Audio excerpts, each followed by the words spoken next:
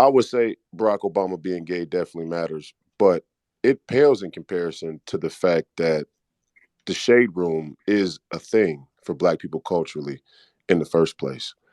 For me, when I wake up in the morning and I see the institutions that have become prominent for Black culture, for the Black community, or for the Black internet, let's say, it troubles me that the shade room is even a thing, or that the shade or what I see underneath in the comments from the shade room, that is way more significant, in my opinion, than whether Barack Obama is a top or a bottom. Pause. Mm-hmm. Can I jump in on a little bit there too? Yes. You know, I just kind of takes it back a little bit on what was said about, like, I think Hotep said, what started it, what was how do we get here, who's leading it, and who is the victims. One of the things I think we need to remember is that regardless of, and I agree exactly with everything that Royce just said about, yeah, it does matter, but the effects of it are kind of different. The Whether or not when we got here, when the church allowed homosexuality to permeate its choir, music directors, and refused to preach against it there. Because even though homosexuality was coming in the culture, America had an immune system, and that immune system, particularly in this conversation, was the Black church, and the immune system was found wanting. And when we refused to stand up to our choir directors and our choir leaders and our music team, where a lot of the homosexuals hung out in, you can look at Kojic today, you can find them everywhere, right? And when we refused to discipline them there, it sprouted out into the rest of culture, society, and permeated all of it. So while in one sense, yeah, it does matter, but if we can get back to strengthening our immune system in our own churches and dealing with the homosexuality that's permeating there, we can fix every other issue, including the shade room in our own culture. The real unfeminists, unmute yourself. And by the way, I would say Obama's the bottom. That's my guess. Dang. He did have his head on Michelle really I, heavy. I ain't gonna lie. Right. With I, that in mind, then it matters more. I'll say that. How about that? can can you guys hear me okay? Yes. Great. First, I just want to say if Gabs is still on the line, I genuinely want to be her best friend. So if she can contact me, that'd be great. That was fiery and I loved it. A great panel tonight. And I don't know if you guys covered this about it fitting why, why lumping, right, the BLM thing into the LGBTQ alphabet soup gang, why it fits. But I've heard a couple of people, different people bring it up, and my take is this, right? It's all that identity Marxism. You have to create emotion in minority classes, right? And look, I'm not trying to tell anyone what it is to be gay or what it is to be Black. I am the whitest, straightest girl you are ever going to meet on the planet. Shamika can back that up. I mean, I could not get a tan if my life depended on it. But it's, for me, when I became very, very conservative was when I served for a few years as a police officer in my 20s, right? You actually see this with your own eyes when you're working in some of these Black communities because this disease of emotion is so transferable. You can create a victim in a minority. And when you run out of minorities, you have to generate more, right? So you make sense to be lumped in with that. 13% Black population, right? A very small LGBT population, but that population has a need to grow for this Marxism and some of these more communist types of agendas. That's why you go after the children, right? Because you can create those very easily. When you're a child, your brain is a sponge. Everybody in this space tonight probably remembers that if a teacher told them something, I mean, it was the gospel. You could go home to your parents and say, well, my teacher said that. And even if your parents said, well, that's not right, you look at that as a position of authority. They are in charge of you for the majority of your, awake hours, the hours you're awake in a day, right? So if Obama's gay, it absolutely matters. It's a double whammy to this agenda. It's incredibly unfortunate for our Black Americans, our fellow Americans that this has become something that they are supposed to own and that they're supposed to embrace. And I just applaud every single one of you for not doing so.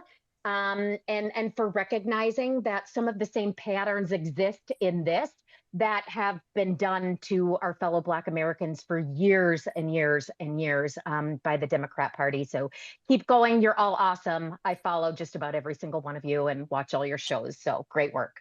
Thank you. Charles Johnson's thoughts?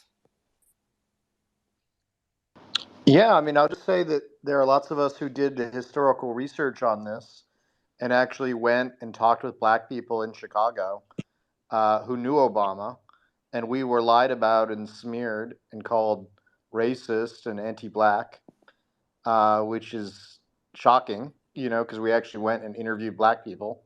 I know it's a crazy idea that the journalists would actually do that. I also interviewed a bunch of gay people who claimed Obama was one of theirs. And it's interesting that this is coming up when it's coming up, isn't it? It's very interesting, the timing on this. And, let's not forget it was Joe Biden who first endorsed gay marriage, not Barack Obama. And there's a lot of theories that Obama, throughout his career, was blackmailed by certain intelligence services, namely the Israelis, over his homosexuality.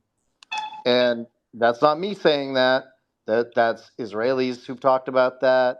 That's the British who've talked about that. That's Malik Obama, who I interviewed, who I gave him his first Trump hat, by the way, in 2016. So I actually paid for Aunt Zaytuni Onyengo's funeral, okay, back in the day. So there's a whole lot of stories here about Obama that are fake. My favorite. So my ex-wife is Indonesian. I went to Indonesia, walked around, terima kasih, hanging out, asking people questions. And what did I find? Obama writes in his book that that his step-grandfather died fighting the Dutch. In real life, he died falling off the chair after hanging the drapes of a heart attack. So there's a lot of narrative around Obama. He was constructed. Now, it's not for me to say as a white American why he was constructed, but I think we all know that there's a historical record here where there are certain groups of people who are very uncomfortable with Black male heterosexuality. And that's just is what it is. People can see it for themselves. And I don't think it's confined just to the Democratic Party. I think there's lots of closet Black Americans on the Republican side as well.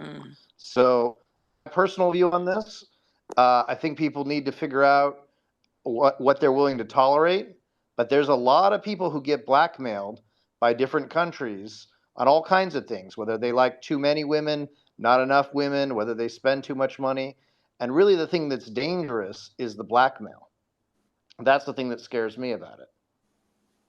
So there's many instances, too, during the Obama years where Obama would step out of line and Netanyahu would threaten to reveal some information about him. So there's all sorts of stuff like that you have to go through. My personal favorite, so David Garrow is the guy who did the interview with David Samuels. I went and met David Garrow about a year ago. I wrote about this, by the way. I'd share it up in the Jumbotron if that's all right with you guys. People can read it for themselves. I put up the evidence. People can draw their own conclusions. Happy to reach out if people want to email me. Currently, traveling, outside the country, so I have to be somewhat careful about what messages I receive. But what I can tell you just very definitively is it is known, it was talked about, it was joked about by other countries, some of them friendly, some of them not so friendly, about Obama's gayness. So make of that what you will, do with it what you want, but it is what it is. The historical record is such. And those of us who are lied about, who were smeared, I was smeared in the pages of the New York Times, okay? I was told I was called a nut for saying that Obama was gay, for having the audacity to go and talk to Reverend Wright and talk to people around, Trinity Church up there in Chicago. And apparently, not many people wanted to do that in in 2008 because they wanted the story. They didn't want the reality. And I think it speaks for itself. I mean, however you feel about Barack Obama, it's pretty clear he's not as effective as either Donald Trump or Joe Biden when it comes to making life better for lots of people. So I don't know. I mean, people can be free to do their own research on this, but there was a lot of work that went into it, and it was a cover up, and it was a smearing, and there are lots of people who were brave enough to talk about it at the time, but it was too dangerous to handle, I guess. Yo, could I say something real quick? Is this Alexander? Yeah. So this is the reality. Whether he's gay, he's not, like heterosexual, it doesn't affect our personal lives. Like if our bank account balance is zero, it's zero. I feel like the speculation of whether how he identifies is like it's pointless. If we're broke, we're broke, and only we control our life. Like it's not up to politicians to improve our life. To get infatuated over like who's gay, who's not gay is just going to lead us to a life of misery, and we just remain unbegun. We have to focus on ourselves. We have to improve ourselves and our greater community, and that just comes together by banding together and just doing self-improvement and focusing on our neighbors and the people around us. Whether he's gay or not, like who cares? Like he's done. Like what is he doing? Like, okay, let's say he is. Then what? We're still broke. We're still broke. Gay, not gay. You know what I mean? So I digress, but best of luck, guys. Thank you so much.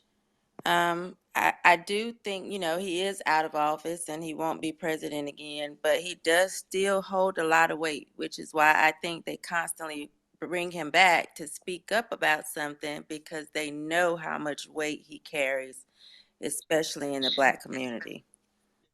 Yeah, I'm not sure if Alexander, I'm speculating if Alexander's still there, jump back on.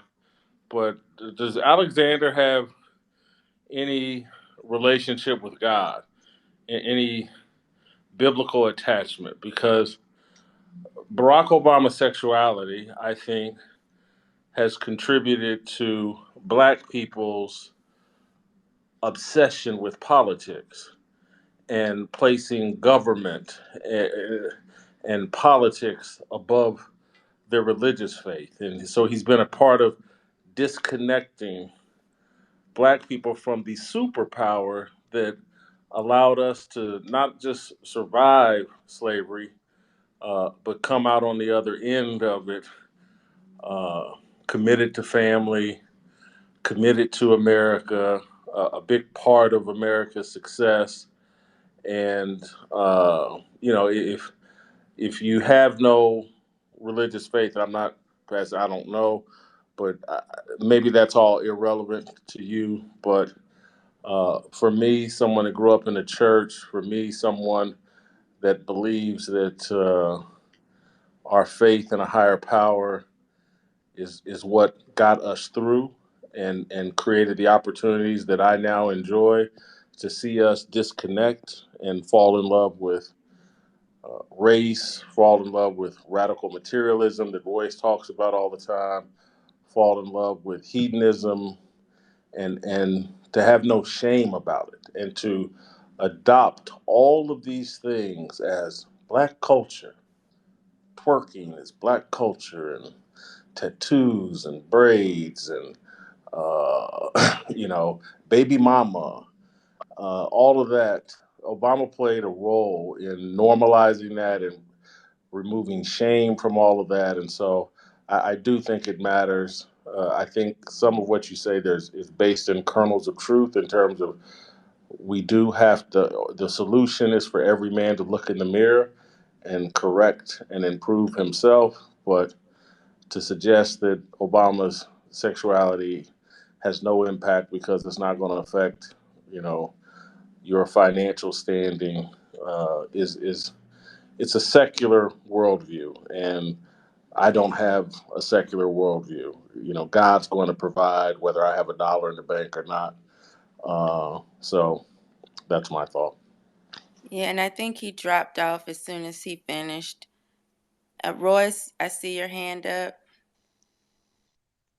Yeah, I reject what Alexander had to say completely. And it's a shame because my middle name's Alexander. It's a great name. But a lot of these crypto financial guys talk a lot about money, and my gripe with Obama, if you look at the history of his legislation, isn't that he didn't aid Black people financially, so to speak. It's that he didn't improve the value of our citizenship, or he didn't expand the vision of our citizenship as a leader. Leaders are important. So what leaders do is important. This whole notion that leadership is kind of this benign, passive thing is part of the real Trojan horse here. And although I said on the show before, Jason, many times, when you don't have an identity, or when you lose your identity, or when you have your identity stripped from you, it's very easy for the establishment or the powers that be to ascribe you an identity. And the LGBTQ agenda and movement certainly aids with that. But even more importantly, I think there are many layers of Trojan horse that we have to be weary of now with this fourth industrial revolution and the dawn of an advanced technological age. And one of the things that I'm most concerned about is we're on the brink of a clone war, right? And just I have a question for the panel. A, are people aware that we're on the brink of a clone war? And B, when the clones are activated, so to speak, do we think more clones are going to be Black, or are they going to be gay?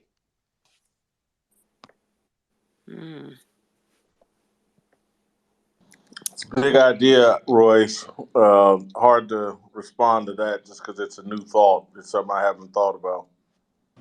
Gay. They gonna be all gay. All of them. All of them gonna be gay. If we keep going down the path we going down, they all gonna be gay.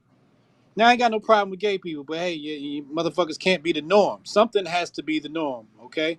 To make sure life goes on. We need that to happen. If and somebody else came on the panel earlier and brought this up. They said, yo, we got to put our agenda forward. Hey, next year I want everybody to celebrate Strong Dad June with us. I know this year everybody didn't get a chance to celebrate, but next year we going hard. Strong Dad June. Come celebrate with us.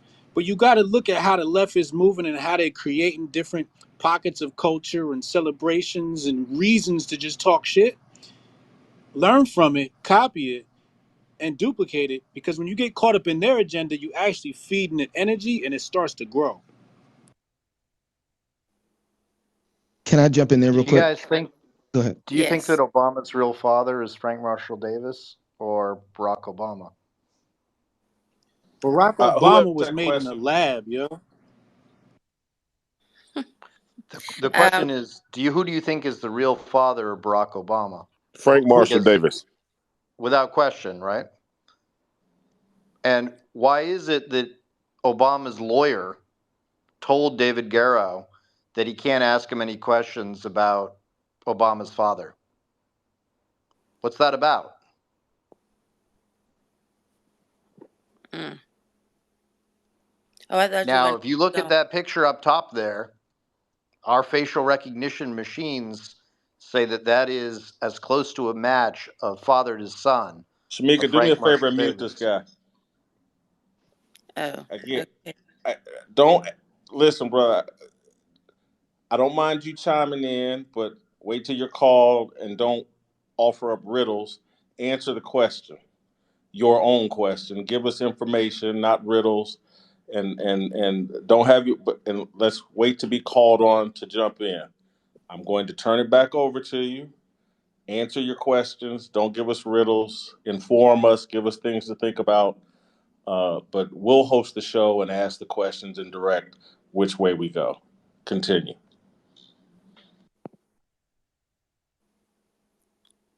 Charles.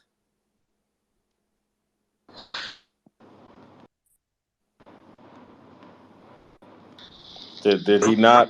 Are you sure it was Charles that was talking? Yeah, forgive me, Yes, sir. he's here. I didn't see that I wasn't called on. I'm traveling internationally, so our connection's a bit screwy. So forgive me. I believe, Jason, we both know Tom Anderson, who's a dear friend of mine. So I'm a big fan of your work, and I've appreciated you for a long time, especially when it came to taking on those people at Hey, Gawker. brother, you and were whatnot. saying interesting things. Talk about that. Okay, Yeah. so here's what I have to say about it, okay? Barack Obama's very good friend is Skip Gates, who's a genetics expert. He's a Black American professor at Harvard, okay? Barack Obama went to go work for a company called Illumina after he left office. Illumina is the world's leading manufacturer of genomic sequencing. We use genomic sequencing to identify who people are related to all the time. It's used to solve all these murders all around by establishing a familial relationship. So the evidence seems to me to be quite clear that the real father of Barack Obama is one Frank Marshall Davis, and that the entire Kenyan storyline from top to bottom was a manufactured identity to make Obama, more African than the Black Americans. And this is all part of a story that Obama was trying to sell all throughout his life, so that he could go and first run for Bobby Rush's district in 2000, which he lost, by the way. It's the only race he's ever lost in his history. And I believe that there's a whole narrative around Obama that was constructed both by the Israelis, the left-wing Israelis, but also by the US government and by the CIA.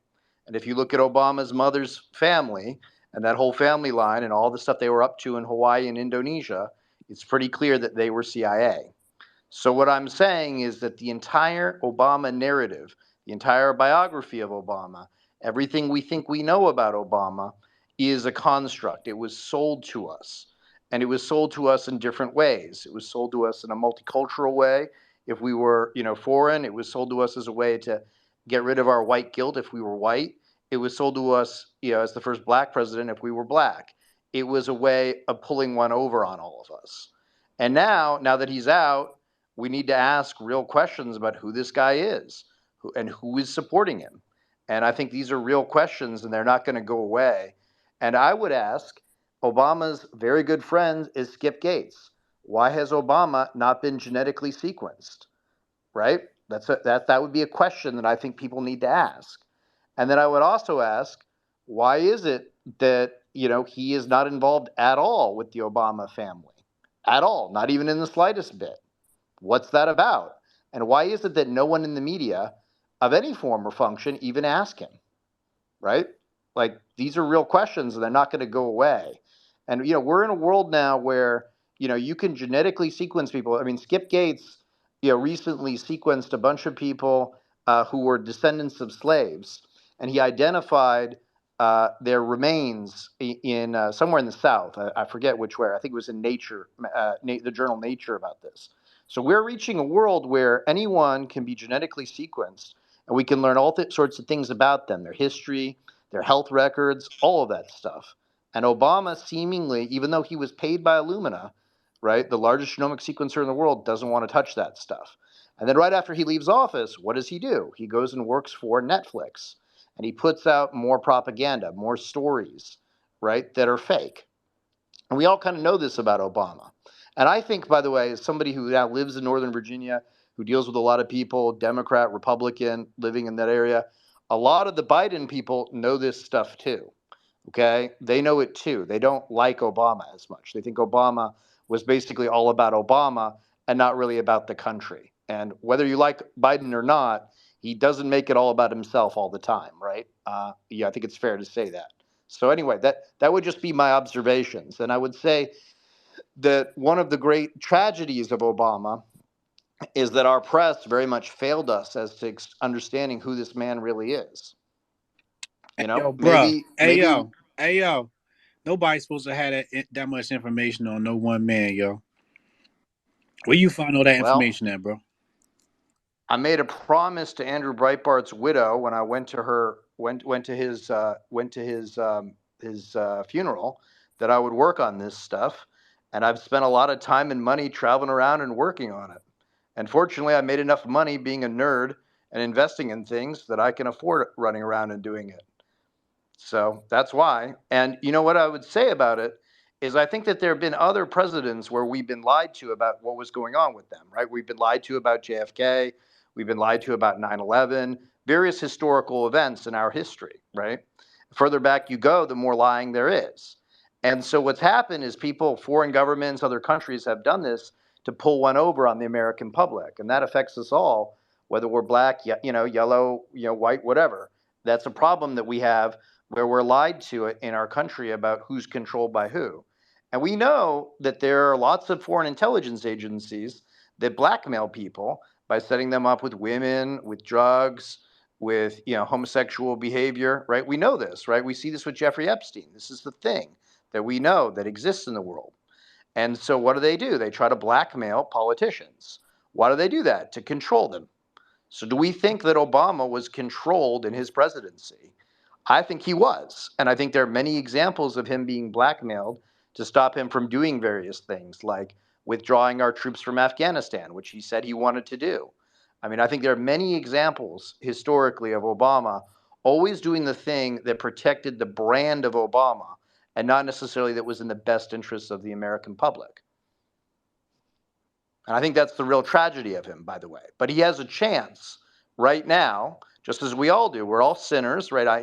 We've had discussions here about Christianity. I'm a Christian, therefore, by the grace of God go I, right? We've all had situations in our life where we've all sinned, we've all suffered, right? But what happens is that we have to stand up for ourselves and we have to do the right thing. And I think if Obama is gay, which it looks like he is, he should come out and be loud and proud about being gay and being honest with himself and not creating this fake image with Michelle and all this other nonsense. Because we all see what's going on. We all know that it's fake. Like, how dare he pull one over on the American public? That's how I look at it anyway. Anyway, thank you very much for having me. Thank you. Thank you. Dave, Shannon, didn't you have your hand up?